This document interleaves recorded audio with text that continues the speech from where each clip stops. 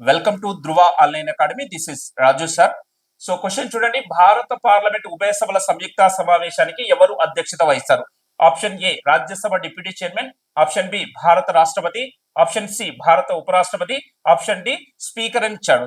So దీనికి answer ఏంటిదంటే option D Lok Sabha speaker. అయితే ఇక్కడ మనకి సాధారణంగా ఆర్టికల్ 108 ప్రకారం రాష్ట్రపతి ఉభయ సభల సంయుక్త సమావేశాన్ని ఏర్పాటు చేస్తారు. అయితే ఇక్కడ ఉభయ సభల సంయుక్త సమావేశానికి సంబంధించి దాంట్లో సాధారణ బిల్లుల విషయంలో ఒక సభ ఆమోదించి రెండవ సభ తిరస్కరిస్తే ఆ బిల్లు యొక్క అవసరాన్ని బట్టి రాష్ట్రపతి ఉభయ సభల సంయుక్త సమావేశాన్ని ఏర్పాటు చేస్తారు.